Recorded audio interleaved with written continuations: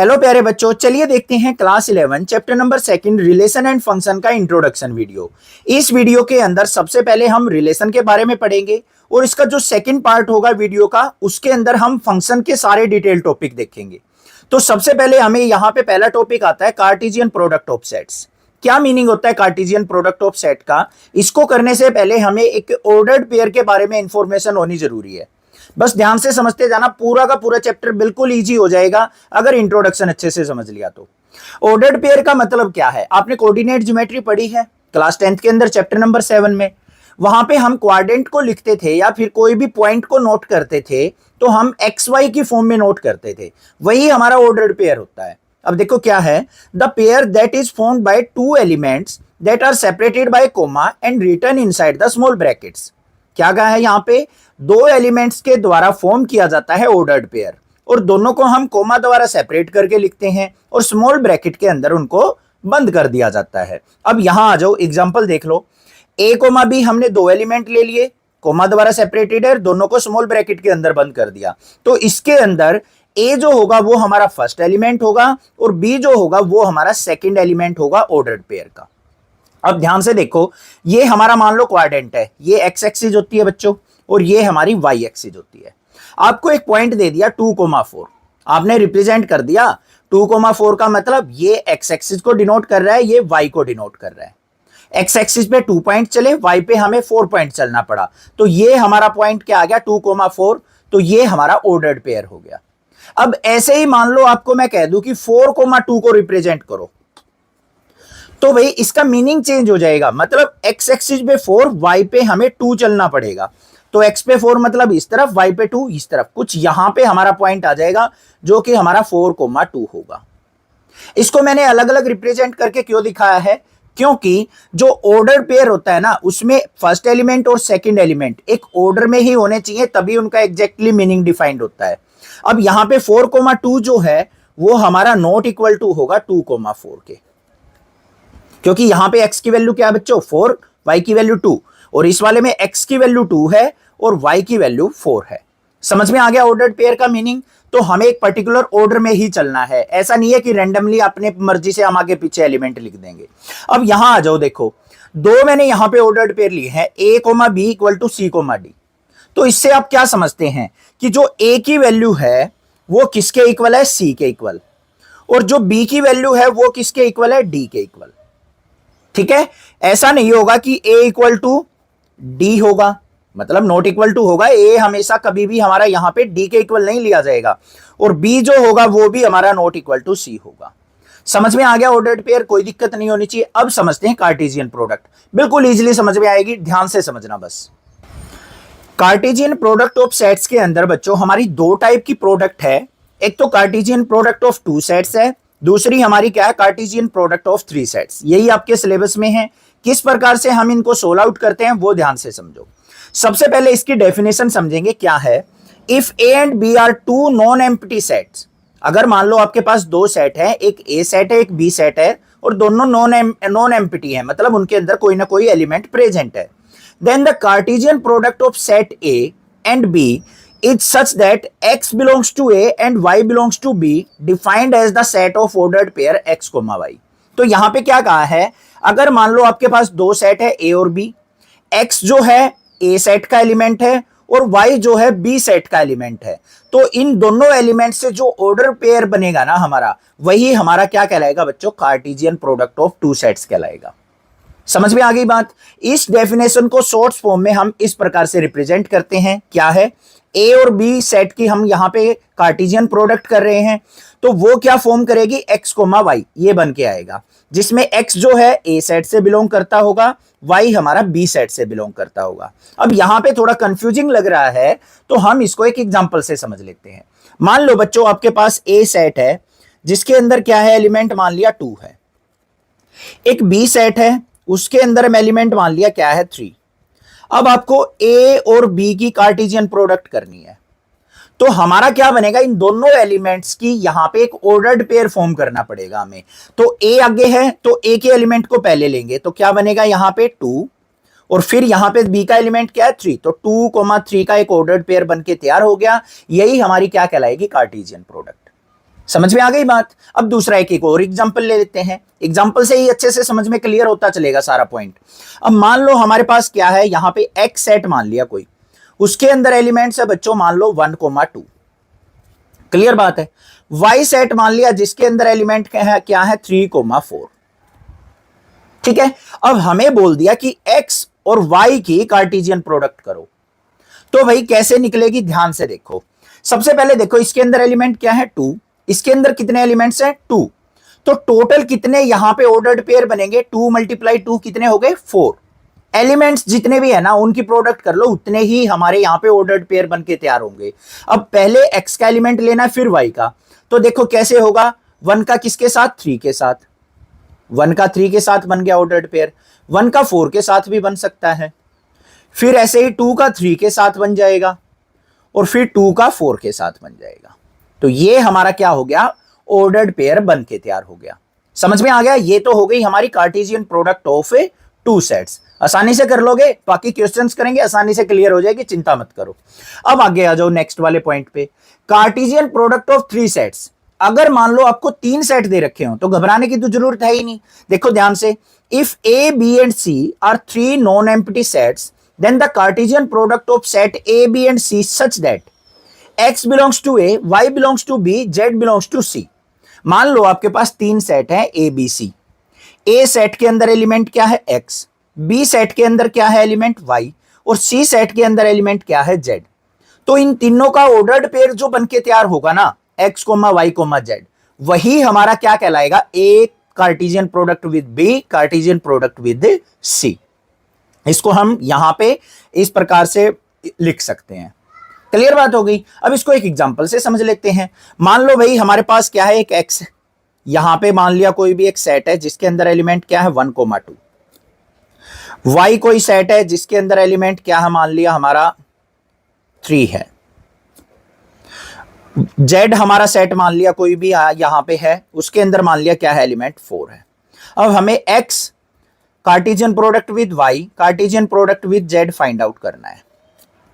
तो कैसे निकलेगा, देखो पहले 1 का किसके साथ 3 और 4 के साथ, तो 1, 3, 4 बन के तैयार हो गया।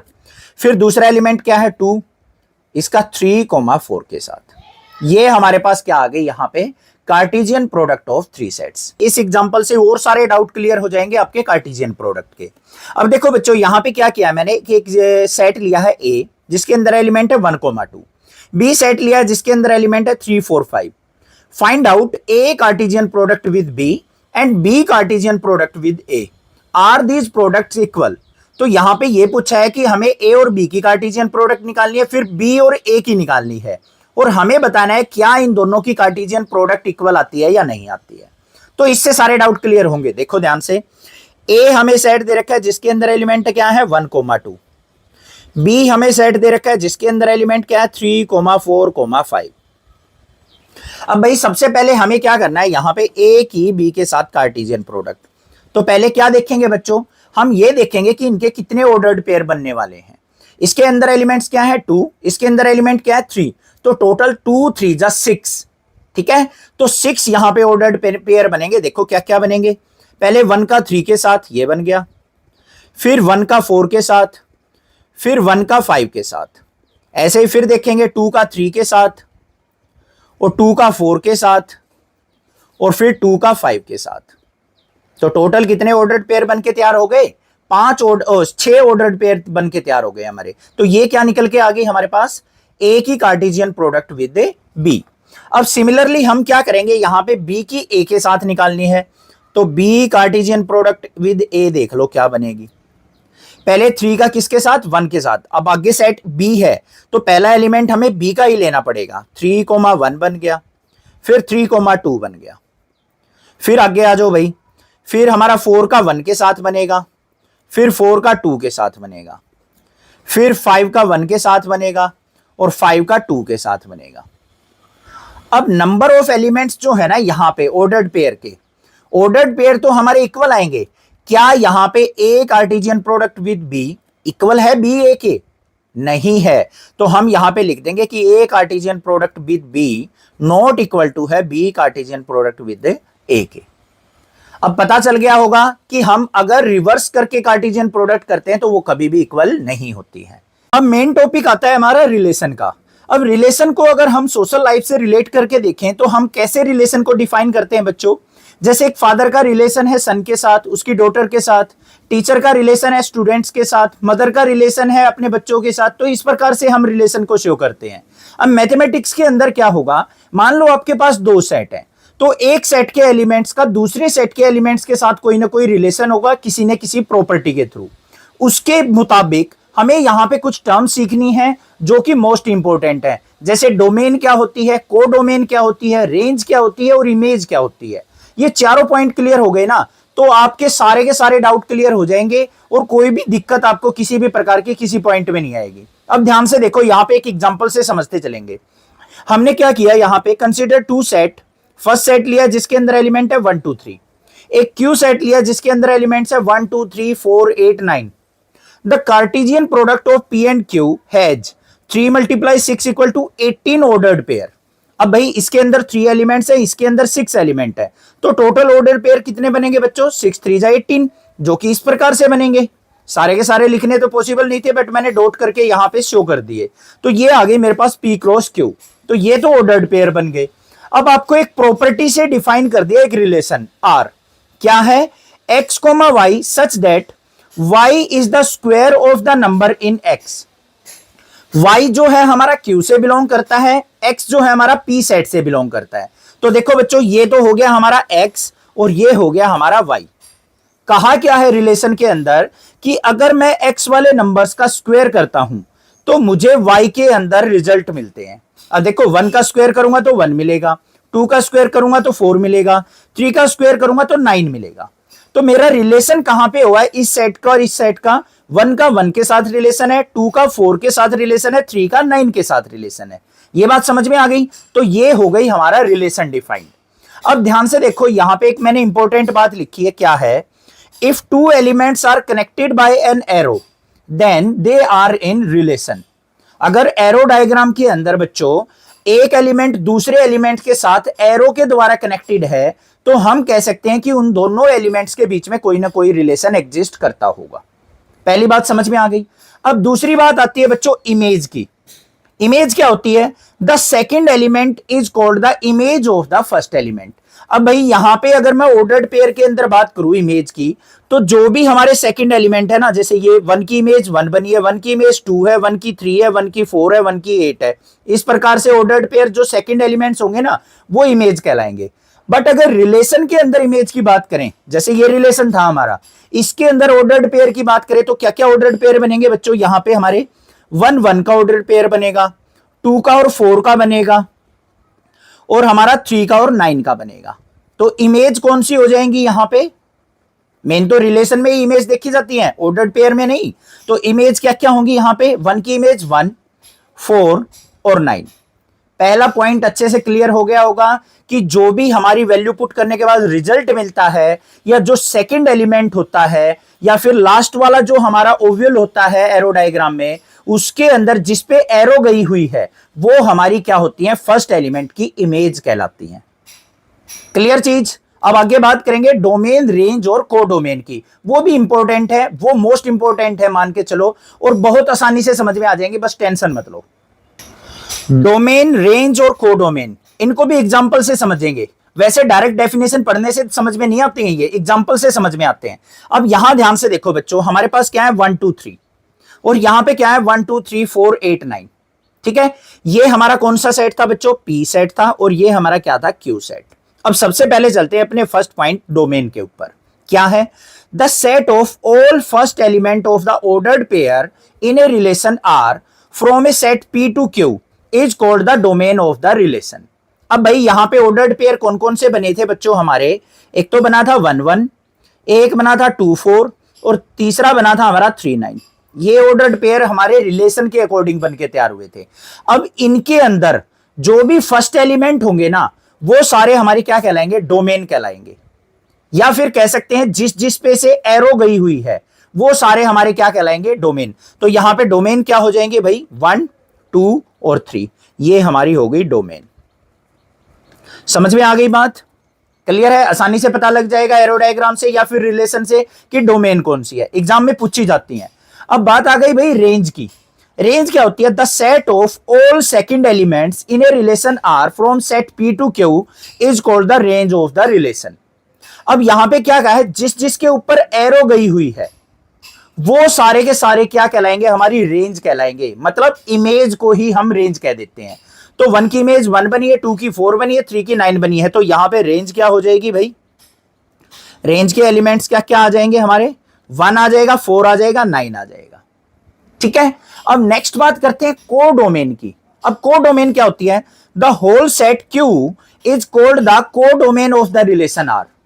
अब जो भी ये हमारा राइट वाला ओवल होगा ना, इसके अंदर जितने भी एलिमेंट्स होंगे सारे के सारे एलिमेंट्स क्या कहलाएंगे? हमारे कोडोमेन कहलाएंगे। तो यहां पे कोडोमेन क्या हो गई भाई? लिखें तो अगर हम कोडोमेन के अंदर क्या क्या आ जाएंगे? 1 आ जाएगा, 2 आ जाएगा, 3 आ जाएगा, 4 आ जाएगा, 8 आ जाएगा और 9 आ जाएगा। क्लियर हो गई? डोमेन, रेंज और कोडोमेन। इमेज के बारे में पिछले पेज पे बता दिया था। साथ में यहां पे एक कंडीशन आपको ध्यान देनी है, मल्टीपल चॉइस क्वेश्चन में आ जाता है, जो रेंज होती है ना वो हमेशा सबसेट होती है कोडोमेन की। अब देखो डोमेन हम ये रेंज क्या थी हमारी? 149, ये हमेशा क्या होगी? कोडोमेन की सबसेट होगी। इसी में से बना हुआ तो पोर्शन है ये, इसके अंदर 149 3 एलिमेंट उठा के रेंज बन गई। तो हमेशा रेंज जो होती है कोडोमेन की सबसेट होती है। रिलेशन क्लियर हो गया? इसके अंदर मेन इंपॉर्टेंट थी डोमेन, रेंज, कोडोमेन और इमेज। अब सबसे पहले फंक्शन का मीनिंग समझ लेते हैं, क्या होता है function. A function is defined as a relation between a set of inputs having only one output each। यहां पे क्या कहा है कि हम किसी भी रिलेशन को एक फंक्शन कब कहेंगे? अगर हम एक सिंगल इनपुट पे सिंगल आउटपुट अगर हम प्राप्त करते हैं तो उसको हम क्या कहेंगे बच्चों? फंक्शन कहेंगे। Every function has a domain and codomain और ए रेंज। जो भी कोई भी फंक्शन होगा ना हमारा, उसकी क्या होगी? डोमेन भी होगी, कोडोमेन भी होगी और रेंज भी होगी, कंपलसरी है। A function is generally denoted by F X where X is the input. किसी भी फंक्शन को हम इस प्रकार से डिनोट करते हैं और जो यहां पे ब्रैकेट के अंदर लिखा जाता है वो हमारी क्या होती है? इनपुट होती है। यहां पे मैंने एफ एक्स लिखा है, इसकी जगह एफ ऑफ वाई भी लिख सकता हूं, मतलब हमारा फंक्शन वाई वेरिएबल में होगा। एफ ऑफ जेड होगा तो फंक्शन हमारा जेड वेरिएबल में होगा। अब इसका एक एग्जाम्पल लिया है मैंने यहां पे, F X equal to 2x plus 1। अब यहां पे हम कुछ इनपुट रखते हैं अपने पास से, मान लिया मैंने x इक्वल टू यहां पे 0 पुट कर लिया, तो हमारे पास f ऑफ 0 की वैल्यू क्या आएगी? फंक्शन में 0 पुट कर लेंगे, 2 मल्टीप्लाई 0 प्लस 1, तो फाइनल वैल्यू आ गई 1। ऐसे ही मैंने क्या किया? x इक्वल टू 1 पुट कर लिया, तो f ऑफ 1 क्या आ जाएगा मेरे पास? 2 मल्टीप्लाई 1 प्लस 1, तो ये वैल्यू आ गई मेरे पास 3। ऐसे ही x इक्वल टू 2 पुट कर लिया बच्चों, तो f ऑफ 2 देख लेते हैं क्या आ जाएगा? x की जगह 2 पुट कर लेंगे, तो 2 मल्टीप्लाई 2 प्लस 1, तो इक्वल टू क्या आ गया? 5 आ गया। अब इसका अगर एरो डायग्राम बनाना है तो हमें एक लेफ्ट ओव्यूल और एक राइट ओव्यूल लेना पड़ेगा। लेफ्ट वाले में हमारी इनपुट्स आती हैं, राइट वाले में आउटपुट। इनपुट देखो बच्चों हमने क्या डाली है? 0 1 और 2, तो यहां पे लिख लेंगे 0 1 और 2। आउटपुट क्या क्या मिली है? 1 3 5 1 3 5। अब एरो डायग्राम कैसे बनेगा?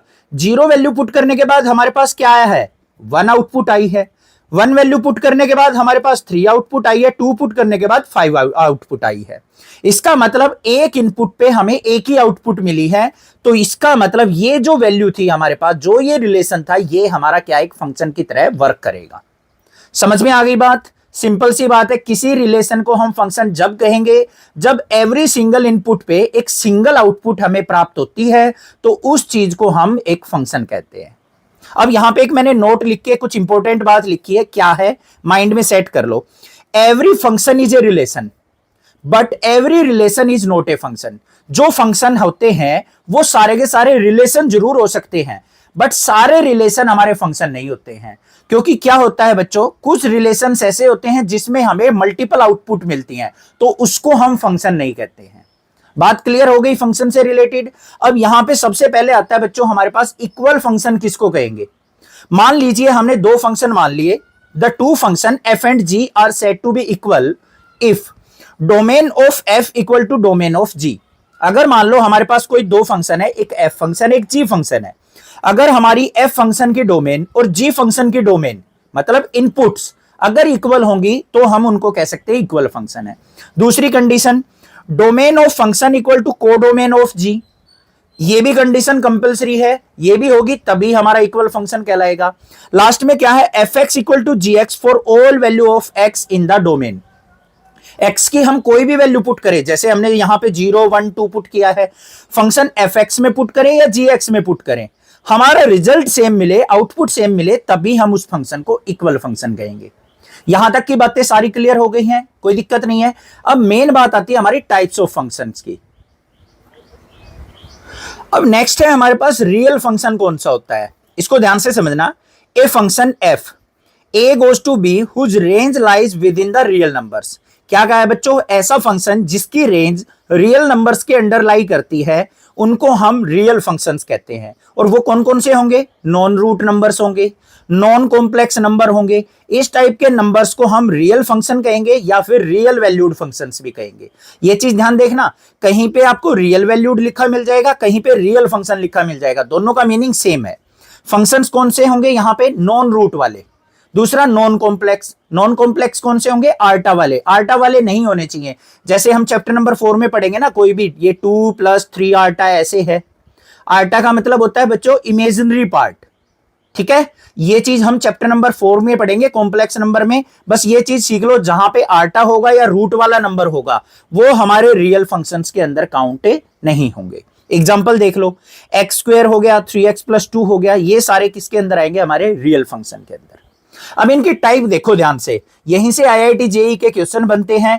इन टाइप ऑफ फंक्शन से ही हमें रेंज और यहां पे डोमेन के बारे में पता करना है कि कौन से फंक्शन की क्या रेंज और क्या डोमेन होती है। ध्यान से देखो, some functions and their graph with domain and range. पहला फंक्शन आता है बच्चों आइडेंटिटी फंक्शन। किस फंक्शन को हम आइडेंटिटी फंक्शन कहेंगे, the identity function is a function which return the same value which was used as its argument। मतलब जो हम इनपुट देते हैं ना वही आउटपुट हमें वो रिटर्न करता है, तो उस फंक्शन को हम आइडेंटिटी फंक्शन कहते हैं। मान लीजिए फंक्शन देखो यहां पे क्या है, F X equal to X. अगर मैं x में 1 पुट करता हूं तो रिजल्ट 1 मिलेगा, x में 2 पुट करता हूं तो रिजल्ट 2 मिलेगा, 3 पुट करता हूं तो 3 मिलेगा। मतलब जो इनपुट हम पुट कर रहे हैं वही हमें आर्गुमेंट के तौर पे, रिजल्ट के तौर पे मिल रहा है, तो उसको हम आइडेंटिटी फंक्शन कहेंगे। और इसका ग्राफ किस प्रकार से बनेगा, ओरिजिन से पास होती हुई एक स्ट्रेट लाइन हमारे पास ग्राफ बनके तैयार हो जाएगी। इसकी डोमेन और रेंज क्या होगी, डोमेन भी रियल नंबर्स होंगे और रेंज भी हमारी क्या होगी, रियल नंबर्स। ठीक है बच्चों, क्योंकि रियल नंबर्स इसके अंदर हम पुट करेंगे फंक्शन के तौर पे और वही रिजल्ट हमें मिलेगा, तो वो हमारी रेंज हो जाएगी। पहला फंक्शन क्लियर हो गया, आइडेंटिटी फंक्शन। सेकंड वाले पे चलते हैं। सेकंड फंक्शन आएगा हमारा कांस्टेंट फंक्शन। जैसा कि नाम से ही पता चल रहा है, जिस फंक्शन की वैल्यू चेंज ना हो डिफरेंट इनपुट्स पे भी, वो फंक्शन हमारा कांस्टेंट फंक्शन कहलाता है। देखो definition, a constant function is a function whose value is the same for every input value. जो भी हम इनपुट वैल्यू रखेंगे उस फंक्शन की रिजल्टेंट वैल्यू या फिर जो रिजल्ट होगा, आउटपुट जो होगी, वो हमेशा फिक्स रहे, उसको हम कांस्टेंट फंक्शन कहेंगे। Function real value to real value define होगा। इसका मतलब क्या होता है पहले समझो। Real values to real value मतलब है रियल वैल्यू हम उसमें पुट करते हैं और रिजल्ट में भी हमें रियल वैल्यूज मिलती हैं। एफ से हमारा फंक्शन डिनोट होगा। इसका मीनिंग क्लियर हो गया, इससे कंफ्यूजन रहती है, बच्चे इसको छोड़ देते हैं, क्या पता क्या है, छोड़ो इसको, बट इसका मीनिंग आपको अच्छे से क्लियर हो जाना चाहिए। अब देखो फंक्शन दे दिया एफ एक्स इक्वल टू सी, सी कोई भी कांस्टेंट वैल्यू हो सकती है। इसका ग्राफ की बात करें तो यहां पे मान लिया मैंने क्या कर लिया, y इक्वल टू 2 ले लिया, या फिर इस प्रकार से ले लिया F of y equal to 2, या फिर ऐसे भी ले सकता हूं F of x equal to 2। तो ये क्या हो गई, फिक्स वैल्यू हो गई। F of y equal to 2 मतलब y इक्वल टू 2 पे एक स्ट्रेट लाइन बना दी मैंने, ये इसका ग्राफ हो गया कांस्टेंट फंक्शन का। अब इसकी डोमेन और रेंज क्या होगी, डोमेन मतलब कोई भी रियल वैल्यू हो सकती है। यहाँ पे F of y equal to 2 रख दिया, F of y equal to 3 ले लिया, F of y equal to मान लिया -2 ले लिया, कुछ भी ले लिया, आपकी मर्जी है। मतलब रियल वैल्यूज हमारी सारी की सारी डोमेन में आ सकती हैं, बट रेंज क्या होगी, जो भी यहाँ पे फिक्स वैल्यू होगी ना वही हमारी रेंज होगी। यहाँ पे c लिया है तो मैंने c से ही यहाँ पे रेंज को डिफाइन किया है। क्लियर बात कांस्टेंट फंक्शन की भी। नेक्स्ट बात आती है बच्चों polynomial function. A function that involves only non negative integer power. ऐसा फंक्शन जिसमें वेरिएबल की नॉन नेगेटिव इंटीजर पावर होती है, उस फंक्शन को हम पॉलिनोमियल फंक्शन कहते हैं। ये भी हमारा real value to real value defined होता है। Example F X equal to X square minus 4 for all X belongs to real value. ये हमारा पोलिनोमियल हो गया। इसका ग्राफ डिनोट करें तो इस प्रकार से हमारा ग्राफ बनेगा। एक्स स्क्वायर माइनस 4 है तो यहां पे -4 से इसका ग्राफ स्टार्ट हो जाएगा। ठीक है, पोलिनोमियल का इस टाइप का ग्राफ आता है। इसमें डोमेन और रेंज की बात करें तो रियल वैल्यू डोमेन होती हैं और रेंज भी हमारी रियल वैल्यूज होती हैं। ये भी समझ में आ गया पोलिनोमियल फंक्शन किस प्रकार से देखना है आपको। नेक्स्ट देखते हैं अगला फंक्शन। नेक्स्ट आता है हमारा रेशनल फंक्शन। अब रेशनल फंक्शन से ही नाम से ही पता चल रहा है, rational function is the ratio of two polynomial function where the denominator polynomial is not equal to 0. It is usually represented by fx equal to px by qx, where px and qx are polynomial function. अब यहां पे क्या गया है बच्चों, अगर मान लो दो पोलिनोमियल आपस में डिवाइड में है तो उस फंक्शन को हम रेशनल फंक्शन के अंदर काउंट करेंगे। और साथ में कंडीशन क्या है, जो डिनोमिनेटर है ना qx, वो हमारा 0 नहीं होना चाहिए। बस ये चीज ध्यान देनी है। इसके ग्राफ की बात करें तो हमारा जो ग्राफ बन के आता है वो ये बीच वाला ग्राफ बन के आता है। इसका ये बीच वाली जो लाइन है, इसके अंदर डोमेन की बात करें तो 0 तो हमारी पुट नहीं होगी, तो हमने डोमेन के अंदर क्या लिया है, सारी रियल वैल्यूज एक्सेप्ट 0। 0 को छोड़ के सारी रियल वैल्यूज हमारी क्या होंगी, रेशनल फंक्शन की डोमेन होंगी। और रेंज भी क्या होंगी, हमारी रेशनल वैल्यूज आएंगी। तो ये हमारा क्या हो गया, रेशनल फंक्शन। इसी से रिलेटेड हमारा क्या आता है, एक रेसिप्रोकल फंक्शन आता है। रेसिप्रोकल का मतलब क्या है, reciprocal function is 1 divided by the function. 1 के डिवाइड में कोई फंक्शन होगा तो उसको रेसिप्रोकल फंक्शन लेते हैं। जैसे एग्जांपल के तौर पे मैंने लिया यहां पे 1/x, तो fx इक्वल टू 1/x। यहां पे भी x की वैल्यू हमारी 0 नहीं होगी। क्या लिखा है मैंने, x belongs to real values except 0, कि हम डिनोमिनेटर में 0 नहीं लेंगे, क्योंकि डिनोमिनेटर में 0 ले लिया बच्चों तो फंक्शन क्या रिजल्ट देगा, infinite. That's not possible.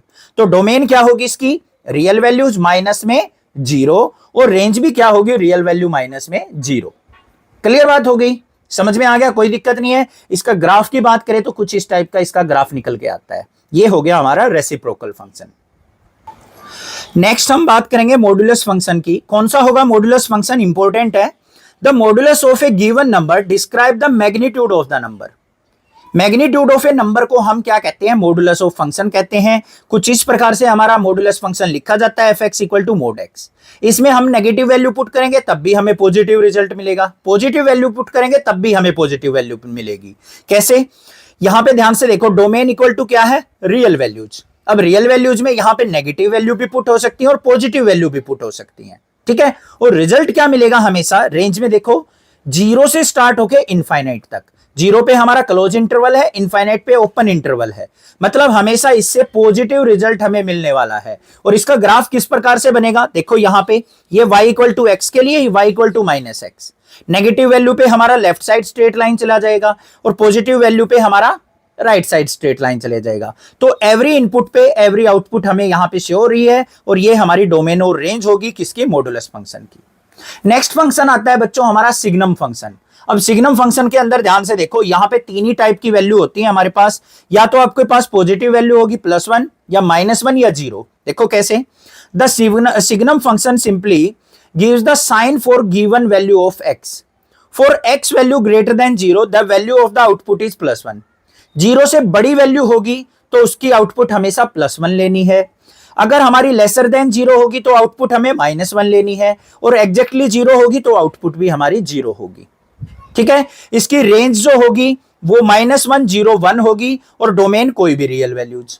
Real values में हम कोई भी वैल्यू पुट करेंगे ना, मान लीजिए -3 पुट कर लिया, 0 पुट कर लिया, -7 पुट कर लिया, 8 पुट कर लिया। अब देखो -3 क्या है, लेस देन 0 है, तो यहां पे रेंज जो होगी हमारी, रेंज ये तो हमारी डोमेन हो गई, तो यहां पे रेंज में क्या निकल के आएगी, -3 पे हमारा -1 आएगा, 0 पे 0 आएगा, नेगेटिव वैल्यू है -1 आएगा, पॉजिटिव वैल्यू है 1 आएगा। तो रेंज हमारी क्या रहेगी, -1, 0 या फिर 1। तो ये हमारी रेंज डिफाइंड हो गई। ग्राफ इसका इस प्रकार से बनेगा, +1 के लिए, -1 के लिए और 0 के लिए। समझ में आ गई बात। दोबारा बता दूं एक बार थोड़ा सा, इसके अंदर क्या होगा, कोई भी वैल्यू हो बच्चों, कोई भी रियल वैल्यू, नेगेटिव वैल्यू हो, पॉजिटिव वैल्यू हो या 0 हो। अगर कोई भी नेगेटिव वैल्यू होगी तो उसकी आउटपुट हमेशा -1 होगी, कोई भी पॉजिटिव वैल्यू होगी तो उसकी आउटपुट हमेशा +1 होगी, ये रही +1। और कोई 0 वैल्यू होगी इनपुट तो उसके लिए रिजल्ट भी हमारा, आउटपुट भी हमारी 0 होगी, उसको हम सिग्नम फंक्शन कहते हैं। क्लियर बात, ठीक है। लास्ट फंक्शन और देखते हैं जो कि हमारे सिलेबस के अंदर है। लास्ट एंड इंपॉर्टेंट फंक्शन आता है हमारा ग्रेटेस्ट इंटीजर फंक्शन। ये बच्चों को क्लियर ही नहीं होता है, बिल्कुल आसान तरीके से समझाऊंगा, ध्यान से देख लो। The greatest integer function is denoted by the X. इस प्रकार से आपको कैपिटल ब्रैकेट्स के अंदर बंद मिलेगा आपको integer, greatest integer function. For any real function the function round off the real number down to the integer less than the number, this function is called floor function. अब बच्चों ध्यान से देखो, ये क्या करता है ग्रेटेस्ट इंटीजर फंक्शन, कोई भी आपके पास मान लो फ्रैक्शनल वैल्यू है, डेसिमल वैल्यू है, उसको राउंड ऑफ कर देता है लेसर इंटीजर पे। उस फंक्शन को हम ग्रेटेस्ट इंटीजर फंक्शन कहते हैं, या फिर इसको फ्लोर फंक्शन भी कहते हैं। मतलब ऊपर वाली वैल्यू को निचले इंटीजर पे ये क्या कर देता है, राउंड ऑफ करके दे देता है।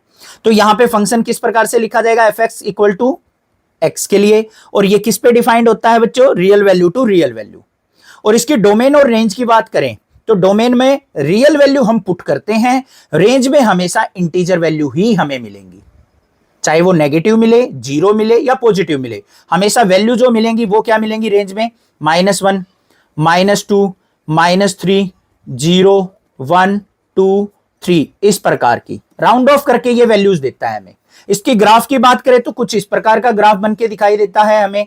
और यहां पे देखो आपको इजीली समझ में आएगा, देखो डोमेन के अंदर मैंने 1.15 पुट किया, इसको राउंड ऑफ करेगा लोवेस्ट इंटीजर पे। 1.5 से पहले इंटीजर कौन सा आता है, 1 आता है, तो ये रेंज क्या आ जाएगी इसकी, 1 आ जाएगी। 2.3 को राउंड ऑफ कर देगा 2 पे, 7 को 7 ही रखेगा। यहां पे देखो -3.010 है, तो इसका क्या करेगा राउंड ऑफ, -4 करेगा, क्योंकि इससे बड़ी वैल्यू क्या होगी, -4। ठीक है, समझ में आ गई। राउंड ऑफ करके नेगेटिव में बड़ी वैल्यू दिखाई देगी आपको, और पॉजिटिव वाली में स्मॉलर वैल्यू दिखाई देगी आगे से। क्लियर हो गई बात। अगर मान लो ऐसे होता 7.9 होता, अब राउंड ऑफ करते टाइम आप क्या सोचते हो, 7.9 को तो हम 8 लिख देंगे, बट नहीं, ग्रेटेस्ट इंटीजर फंक्शन क्या करता है, इससे लोअर इंटीजर आपको देता है आउटपुट में। 7.9 की आउटपुट क्या आएगी, 7 आएगी। ये हो गया हमारा ग्रेटेस्ट इंटीजर फंक्शन, समझ में आ गया। लास्ट इसके ऑपरेशंस देख लेते हैं, फंक्शन पे कौन कौन से ऑपरेशन अप्लाई होते हैं। अब रियल फंक्शंस के ऑपरेशन की बात करें तो सबसे पहला ऑपरेशन आता है बच्चों, addition of two real functions. अगर आपके पास दो रियल फंक्शंस हैं, एक एफ एक्स है एक जी एक्स है, उनको एडिशन करना है, उनका ऐड करना है। उनको ऐड करने के लिए हमें क्या करना पड़ेगा, इस फॉर्मूले की हेल्प लेनी पड़ेगी, जिसको मैं विद एग्जांपल समझाऊंगा, ध्यान से देखना। सबसे पहले देखो, F of X goes to real values, G function है उसके अंदर भी हमारी रियल वैल्यूज हैं। Be any two real function then we define F plus G of X goes to real values. यहां पे क्या कहा है, मान लो एक एफ फंक्शन है जो कि रियल वैल्यूज पे डिफाइंड है, जी फंक्शन है वो भी रियल वैल्यूज पे डिफाइन है, तो इनका सम जो होगा ना F plus G of X, वो भी हमारा रियल वैल्यूज पे डिफाइन होगा बच्चों। तो देखो इसको कैसे लिखेंगे, F plus G of X equal to F X plus G X, इस प्रकार से सम कर देंगे। अब यहां पे एग्जांपल लिया मैंने, एफ एक्स लिया है 2x², जी एक्स लिया है 3x+2। तो अगर मैं यहां पे F of G of X निकालता हूं तो किसके इक्वल होगा बच्चों, एफ एक्स प्लस में जी एक्स। ये फॉर्मूला लगाना है। एफ एक्स क्या है हमारे पास, 2x² और जी एक्स क्या है 3x+2। इन दोनों को कंबाइंड करके लिख दिया, बस यही हमारा क्या हो गया, दोनों फंक्शंस का एडिशन। सिमिलरली यहां पे क्या है, subtraction of two real function, same as it is. यहां पे F of minus G of X निकाल लेंगे तो F X minus G X, दोनों फंक्शन का डिफरेंस ले लेंगे। तो कैसे होगा, ऊपर वाले एग्जांपल से ही समझते हैं। F of minus G of X equal to क्या होगा, एफ एक्स माइनस में जी एक्स। तो एफ एक्स क्या है हमारे पास, 2x² माइनस में 3x+2, नेगेटिव आते ही ब्रैकेट लगा लेना।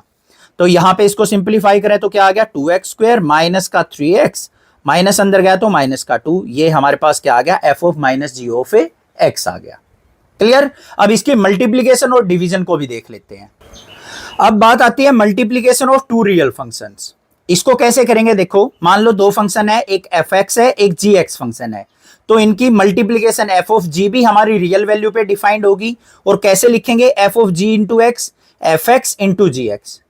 बस सिंपल सी बात है। मान लीजिए एफ एक्स फंक्शन हमारा क्या है, 2x² और जी एक्स फंक्शन क्या है हमारा 2x+1 मान लिया हमने। तो हमने अगर F of G of X निकालना है तो किसके इक्वल होगा, F X multiply G X. दोनों फंक्शन की मल्टीप्लाई, एफ एक्स क्या है 2x², इसकी मल्टीप्लाई किससे हो जाएगी 2x+1 से। तो रिजल्ट क्या आ जाएगा, 2x स्क्वायर की 2x से मल्टीप्लाई करेंगे तो 4x क्यूब, 2x स्क्वायर की 1 से करेंगे तो प्लस का 2x स्क्वायर।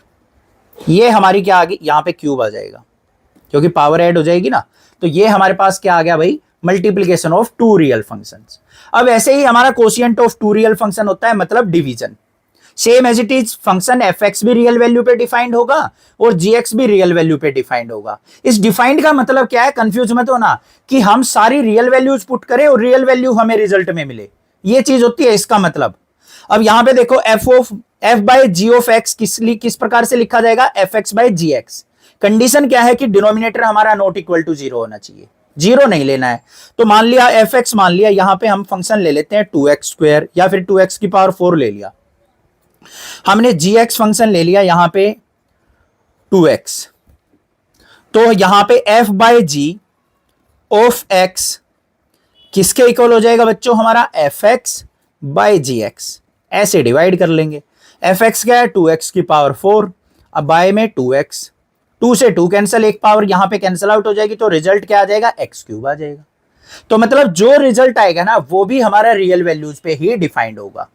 बस ये चीज थी, समझ में आ गए। डिफरेंट टाइप ऑफ फंक्शन पता चल गए, उनके ग्राफ पता चल गए, डोमेन और रेंज पता चल गई। ये चीज इंपॉर्टेंट थी आईआईटी जेई के लिए भी, तो ये चीज आपको ध्यान रखनी है। चैनल को सब्सक्राइब जरूर करना है, वीडियोस को लाइक करना है, अपने फ्रेंड्स में शेयर करना है। Thank you students for watching this video.